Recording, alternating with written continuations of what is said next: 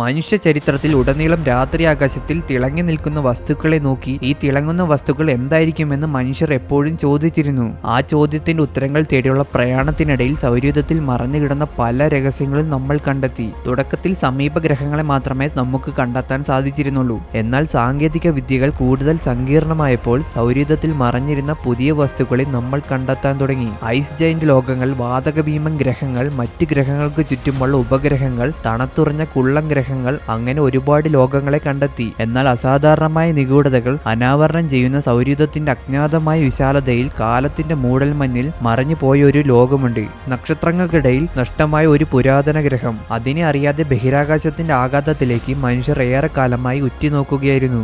അതാണ് പ്ലാനറ്റ് ഫെയ്റ്റൻ, സൗരയൂഥത്തിലെ അജ്ഞാതമായ 5ാമത്തെ ഗ്രഹം. എന്താണ് ഈ ഗ്രഹത്തിന്റെ പ്രത്യേകതകൾ? ശരിക്കും ഈ ലോകം ഇപ്പോൾ എവിടെയാണ്? നമുക്ക് നോക്കാം.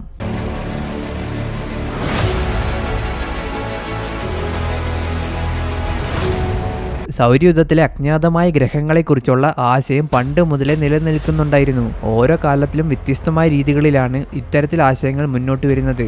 ഉദാഹരണത്തിന് പ്ലാനറ്റ് വൾക്കൻ. സൂര്യന്റെ ഏറ്റവും അടുത്ത് നിലനിൽക്കുന്ന വൾക്കൻ എന്നൊരു ഗ്രഹമായിരിക്കും എന്നാണ് 1800കളിൽ കരുതിയിരുന്നത്. ഏറ്റവും അടുത്തെന്ന് വെച്ചാൽ മെർക്കുറിയേക്കാൾ സമീപത്തിൽ. ആ കാലത്തിലെ നിരവധി പ്രധാന ജ്യോതിശാസ്ത്രജ്ഞർ ഈ ഗ്രഹത്തിനെ അവരുടെ ടെലിസ്കോപ്പുകളിലൂടെ കണ്ടിട്ടുണ്ട്. എന്നാൽ അങ്ങനെ ഒരു ഗ്രഹം യഥാർത്ഥത്തിൽ ഉണ്ടായിരുന്നില്ല. അവർ കണ്ടു എന്ന് അവകാശപ്പെട്ടതെല്ലാം സൂര്യന്റെ ഉപരിതലത്തിലുണ്ടാകുന്ന സൺസ്പോട്സ് എന്ന പ്രതിഭാസങ്ങളായിരുന്നു. ശേഷം 20ാം നൂറ്റാണ്ടിന്റെ അവസാനത്തിൽ നെമിസിസ് എന്ന മറ്റൊരു നിഗൂഢ ലോകത്തിന്റെ ആശയം മുന്നോട്ട് കൊണ്ടുവന്നു. ഇടയ്ക്കിടയ്ക്ക് ഭൂമിയിലെ വംശനാശങ്ങൾ സംഭവിക്കുന്നതിന്റെ വിശദീകരണമായിട്ടാണ് നെമിസിസ് ഗ്രഹം എന്ന ആശയം ഉദിച്ചത്. സിദ്ധാന്തം അനുസരിച്ച് സൗരയൂഥത്തിന്റെ അതിരിൽ എവിടെയോ മറഞ്ഞിരിക്കുന്ന ഒരു ഭീകരമായ ബ്രൗൺ ഡ്വാർഫ് ആണ് നെമിസിസ്. നക്ഷത്രങ്ങളാകാൻ ശ്രമിച്ച് പരാജയപ്പെട്ടു പോയ വസ്തുക്കളാണ് ബ്രൗൺ ഡ്വാർഫുകൾ. ഇതിന്റെ ഗുരുത്വാകർഷണ ബലത്തിന്റെ ആധിക്യം കാരണം ഉൽക്കകൾ വന്ന് ഭൂമിയിൽ പതിക്കുന്നതിനാൽ ഇടയ്ക്കിടയ്ക്ക് ഭൂമിയിൽ വംശനാശങ്ങളും സംഭവിക്കുന്നു. ഇതായിരുന്നു നെമിസിസ് സിദ്ധാന്തത്തിന്റെ പിന്നാലെ വിശദീകരണം. എന്നാൽ അത്തരം ഒരു ഗ്രഹത്തിനെ ആരും തന്നെ കണ്ടെത്തിയിട്ടില്ല. ശേഷം നെപ്റ്റ്യൂണിനും അപ്പുറത്ത് നിലനിൽക്കുന്നുണ്ടെന്ന് കരുതപ്പെടുന്ന പ്ലാനറ്റ് എക്സ് എന്ന ഒരു ഗ്രഹത്തിനു വേണ്ടി ലോകത്തിലെ പല ശാസ്ത്ര സംഘങ്ങളും ഇപ്പോൾ നിരന്തരമായി അന്വേഷണങ്ങൾ നടത്തുകയാണ്. പക്ഷെ ഇതുവരെ അങ്ങനെ ഒരു ഗ്രഹത്തിനെയും കണ്ടെത്തിയിട്ടില്ല. ചുരുക്കി പറഞ്ഞാൽ സൗരയൂഥത്തിന്റെ ഇരുട്ടിൽ മറഞ്ഞിരിക്കുന്ന അജ്ഞാതമായ ഗ്രഹങ്ങളെ ഒരു രീതിയിൽ അല്ലെങ്കിൽ മറ്റൊരു രീതിയിൽ എപ്പോഴും നമ്മൾ തേടിക്കൊണ്ടിരിക്കുകയാണ്. അത്തരം രസകരമായ ഗ്രഹമാണ് പ്ലാനറ്റ് ഫെയ്റ്റൻ. ജൂപ്പിറ്ററിനും മാർസിനും ഇടയിൽ നിലനിൽക്കുന്നുണ്ടെന്ന് കരുതപ്പെടുന്ന സൈദ്ധാന്തിക ലോകമാണ് ഫെയ്റ്റൻ. 1781 ജർമ്മൻ ബ്രിട്ടീഷ് ജ്യോതിശാസ്ത്രജ്ഞനായ വില്യം ഹെർഷൽ യുറാനസിനെ കണ്ടെത്തി. അതോടെ സൗരയൂഥ ഗവേഷണത്തിൽ എല്ലാവരിലും പുതിയൊരു താല്പര്യം ഉണർന്നു. അതിന്റെ പ്രധാന കാരണം ആയിരക്കണക്കിന് വർഷങ്ങൾക്ക് ശേഷം ആദ്യമായി സൗരയൂഥത്തിൽ പുതിയതായി കണ്ടെത്തിയ ഗ്രഹമായിരുന്നു യുറാനസ്. അത്രയും കാലം വരെ സാറ്റേണിനൊപ്പുറം മറ്റൊരു ഗ്രഹമില്ല എന്നാണ് കരുതിയിരുന്നത്. അതുകൊണ്ട് തന്നെ യുറാനസിന്റെ കണ്ടെത്തൽ അന്ന് വലിയൊരു വിസ്മയമായിരുന്നു. വേറെയും ഗ്രഹങ്ങൾ സൗരയൂഥത്തിൽ ഉണ്ടായിരിക്കുമെന്ന് അന്നത്തെ ജ്യോതിശാസ്ത്രജ്ഞർക്ക് തോന്നി. അങ്ങനെ അടുത്ത ഗ്രഹത്തിനെ കണ്ടെത്തുന്നത് ഞാനായിരിക്കുമെന്ന് പ്രതീക്ഷയിൽ എല്ലാ ആസ്ട്രോണമേഴ്സും ആകാശത്തിലേക്ക് നോക്കാൻ തുടങ്ങി. പുതിയ ഗ്രഹത്തിനെ കണ്ടെത്തുന്ന ആളുടെ പേര് ചരിത്രത്തിൽ എഴുതപ്പെടുമെന്ന് അവർക്കറിയാമായിരുന്നു. പക്ഷെ പുതിയ ഗ്രഹത്തിനെ തേടുക എന്നത് അത്ര നിസാരമായ കാര്യമല്ല. എന്നാൽ ആ കാലഘട്ടത്തിൽ പുതിയ ഗ്രഹങ്ങളെ തേടാൻ സഹായിക്കുന്ന ഒരു മാത്തമാറ്റിക്കൽ മെത്തേഡ് ഉണ്ടായിരുന്നു. ടൈറ്റസ് ബോർഡിലോ എന്നാണ് ആ മെത്തേഡിനെ പറയുന്നത്. ജർമ്മൻ ജ്യോതിശാസ്ത്രജ്ഞരായ ജോഹാൻ ഡാനിയൽ ടൈറ്റസും ജോഹാൻ അലറ്റ് ബോർഡും ചേർന്നാണ് ഈ നിയമം കണ്ടെത്തിയത്. ഈ നിയമപ്രകാരം സൂര്യനിൽ നിന്നും അകലുന്നതനുസരിച്ച് ഒരു ഗ്രഹത്തിൽ നിന്നും അടുത്ത ഗ്രഹത്തിലേക്കുള്ള ദൂരം ഏകദേശം ഇരട്ടിയായിക്കൊണ്ടിരിക്കും. ഇതുവരെ കണ്ടെത്തിയിട്ടുണ്ടായിരുന്ന ഗ്രഹങ്ങളുടെ കാര്യത്തിൽ ഈ നിയമം ഒരു പരിധിവരെയെങ്കിലും ശരിയായിരുന്നു. പുതിയതായി കണ്ടെത്തിയ യുറാനസിന്റെ കാര്യത്തിലും ഈ നിയമം ശരിയായിരുന്നു. ഈ നിയമപ്രകാരം സൗരയൂഥത്തിലെ ഒരു ഗ്രഹം മിസ്സിംഗ് ആണ്. മാർസിനും ജൂപ്പിറ്ററിനും ഇടയിൽ, കൃത്യമായി പറഞ്ഞാൽ സൂര്യനിൽ നിന്നും ഏകദേശം 42 കിലോമീറ്ററുകൾക്ക് അകലെ ഒരു ഗ്രഹം ഉണ്ടായിരിക്കേണ്ടതാണ്. അങ്ങനെ ജൂപ്പിറ്ററിനും മാർസിനും ഇടയിൽ ഒരു ഗ്രഹം മിസ്സിംഗ് ആണെന്ന് മനസ്സിലായതോടെ വലിയൊരു ശതമാനം ജ്യോതിശാസ്ത്രജ്ഞരും ഈ കാണാതെ പോയ ഗ്രഹത്തിനു വേണ്ടിയുള്ള തിരച്ചിൽ തുടങ്ങി. ഒടുവിൽ 1801 ഒരു ഇറ്റാലിയൻ ആസ്ട്രോണമറായ പിയാസി നക്ഷത്രങ്ങൾക്കിടയിലൂടെ മന്ദം നീങ്ങുന്ന ഒരു തിളക്കമാർന്ന വസ്തുവിനെ കാണാതെ പോയ ഗ്രഹത്തിന്റെ സ്ഥാനത്തിൽ കണ്ടെത്തി. അദ്ദേഹം ഈ വസ്തുവിന് റോമൻ ഐതിഹ്യത്തിലെ കൃഷിയുടെ ദേവിയായ സിറീസ് എന്ന പേര് നൽകി. സൂര്യനിൽ നിന്നും ഏകദേശം 41 കോടി കിലോമീറ്ററുകൾക്കകലെ നിൽക്കുന്ന സിറീസ് ടൈറ്റസ് ബോർഡിലോ കൃത്യമായി പാലിക്കുന്നുണ്ട്. മറ്റ് ഗ്രഹങ്ങളെ അപേക്ഷിച്ച് ഈ ഗ്രഹം വളരെ മങ്ങിയതായതിനാൽ ഇത് വളരെ ചെറിയൊരു ലോകമാണെന്ന കാര്യം അവർക്ക് മനസ്സിലായിരുന്നു. ബോർഡ് ലോ കൃത്യമായി പാലിക്കുന്നതിനാൽ കാണാതെ പോയ ഗ്രഹം ഇത് തന്നെയായിരിക്കുമെന്നാണ് അന്ന് വലിയൊരു ശതമാനം പേരും കരുതിയിരുന്നത്.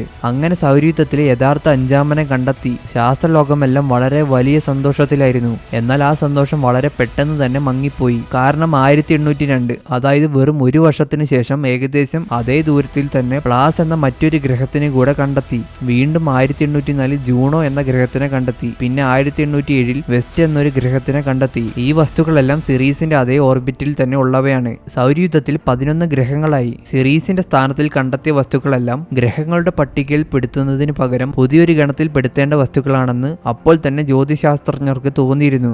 ഒടുവിൽ 1846 അവസാനത്തെ ഗ്രഹമായ നെപ്റ്റ്യൂണിനെ കണ്ടെത്തി. നെപ്റ്റ്യൂണിന് ഒരു പ്രശ്നം ഉണ്ടായിരുന്നു. എന്തെന്നാൽ അത് ടൈറ്റസ് ബോർഡിലോ പാലിക്കുന്നില്ല. ടൈറ്റസ് ബോർഡിലോ അനുസരിച്ച് നെപ്റ്റ്യൂൺ ഏകദേശം 600 കോടി കിലോമീറ്ററുകൾക്ക് അകലെയാണ് നിലനിൽക്കേണ്ടത്. എന്നാൽ അത് നിലനിൽക്കുന്നത് ഏകദേശം 450 കോടി കിലോമീറ്ററുകൾക്ക് അകലെയാണ്. അങ്ങനെയാണെങ്കിൽ ടൈറ്റസ് ബോർഡിലോ യഥാർത്ഥത്തിൽ വെറും ഒരു യാദൃശികം മാത്രമാണെന്ന കാര്യം അന്നത്തെ ജ്യോതിശാസ്ത്രജ്ഞർ തിരിച്ചറിഞ്ഞു. ഒടുവിൽ 1860കളിൽ സിറീസിന്റെ സ്ഥാനത്തിൽ കണ്ടെത്തിയ വസ്തുക്കളും ഗ്രഹങ്ങളും തമ്മിൽ കൃത്യമായ വ്യത്യാസമുണ്ടെന്ന വസ്തുത ഭൂരിപക്ഷം ജ്യോതിശാസ്ത്രജ്ഞരും അംഗീകരിച്ചു. അങ്ങനെയാണ് കാലക്രമേണ അവയുടെ പേര് മാറ്റി ആസ്ട്രോയിഡ് എന്ന പേര് നൽകിയത്. അവ നിലനിൽക്കുന്ന മേഖലയ്ക്ക് ആസ്ട്രോയിഡ് ബെൽറ്റ് എന്നും പേര് നൽകി. അങ്ങനെ അഞ്ചാമത്തെ ഗ്രഹത്തിനെ കണ്ടെത്തി. ഏതാനും ചില ദശകങ്ങൾക്കുള്ളിൽ തന്നെ അങ്ങനെ ഒരു ഗ്രഹം നിലനിൽക്കുന്നില്ല എന്നും അതിന്റെ സ്ഥാനത്തിൽ ദശലക്ഷക്കണക്കിന് ചെറിയ പാറക്കഷ്ണങ്ങൾ, അതായത് ആസ്ട്രോയിഡ് മാത്രമാണ് ഉള്ളതെന്നും കണ്ടെത്തി. പക്ഷെ ഈ പാറക്കഷ്ണങ്ങളൊക്കെ എവിടെ നിന്ന് വന്നവയാണ്?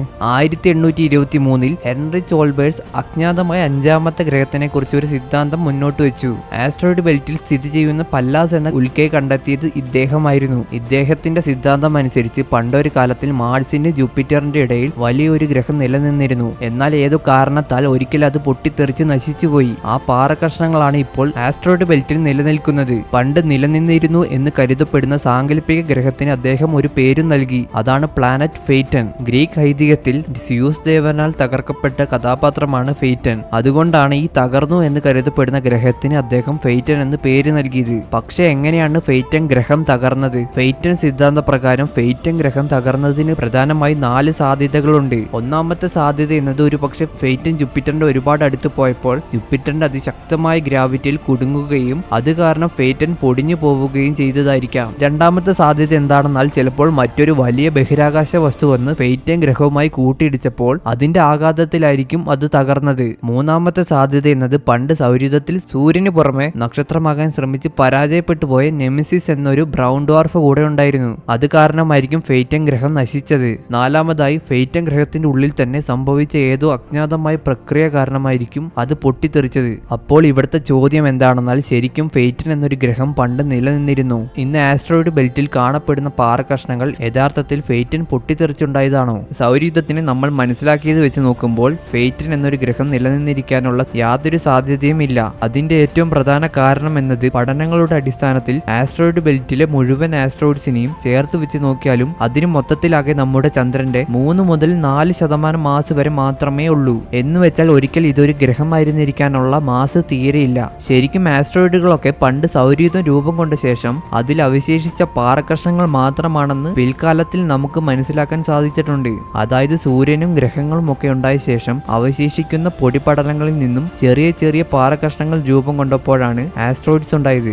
അതായത് ആസ്ട്രോയിഡ്സിന് സൗരയൂഥത്തിനോളം തന്നെ പ്രായമുണ്ട്. അതിനാൽ തന്നെ നമ്മുടെ സോളാർ സിസ്റ്റത്തിന്റെ ചരിത്രം പഠിക്കാനുള്ള രേഖകൾ സൂക്ഷിച്ചു വെച്ചിരിക്കുന്ന ചരിത്ര പുസ്തകങ്ങളാണ് സൗരയൂഥത്തിലെ ഓരോ ആസ്ട്രോയിഡ്സും. എന്തായാലും ശരിക്കും ഫെയ്റ്റൻ ഗ്രഹം ഉണ്ടായിരുന്നെങ്കിൽ അതിന്റെ അവസ്ഥ എന്തായിരിക്കുമായിരുന്നു? സൂര്യനിൽ നിന്നും 41 കോടി കിലോമീറ്ററുകൾക്കകലെ മാർസിനപ്പുറത്ത് നിലനിൽക്കുന്നത് കൊണ്ട് സാങ്കല്പിക ലോകമായ ഫെയ്റ്റൻ ഒരു തണുത്തുറഞ്ഞ ഗ്രഹമായിരുന്നേനെ. പ്ലൂട്ടോയുടെ 25% വലുപ്പം മാത്രമുള്ള ഫെയ്റ്റൻ സൗരയൂഥത്തിലെ ഏറ്റവും ചെറിയ ഗ്രഹമായിരുന്നു. ഇത്രയും മാസ് കുറഞ്ഞ ഗ്രഹത്തിന് എന്തായാലും കാന്തിക വലയം ഉണ്ടായിരിക്കില്ല. അതുപോലെ തന്നെ അന്തരീക്ഷവും ഉണ്ടായിരിക്കില്ല. കാരണം കട്ടിയുള്ള അന്തരീക്ഷത്തിനെ പിടിച്ചു നിർത്താൻ ഇത്രയും മാസ് മതിയാകില്ല. ഉപരിതലം മുഴുവൻ ചിലപ്പോൾ മഞ്ഞുകൊണ്ട് മൂടപ്പെട്ടതായിരിക്കും. ഉപരിതലത്തിൽ ജലം ദ്രാവക രൂപത്തിൽ നിലനിൽക്കാനുള്ള യാതൊരു സാധ്യതയും ഇല്ല. എങ്കിലും ഒരു പക്ഷേ ഉപരിതലത്തിനിടയിൽ ജലം ദ്രാവക രൂപത്തിൽ തന്നെ നിലനിൽക്കാനുള്ള സാധ്യതയുണ്ട്. മറ്റു ഗ്രഹങ്ങളിലോട്ട് നമ്മൾ നിരവധി പേടകങ്ങളെ അയച്ചിട്ടുള്ളതുപോലെ ഫെയ്റ്റണിലോട്ടും ഇപ്പോൾ നമ്മൾ പേടകങ്ങളെയും റോവർ വാഹനങ്ങളെയും ഒക്കെ അയക്കുമായിരുന്നു.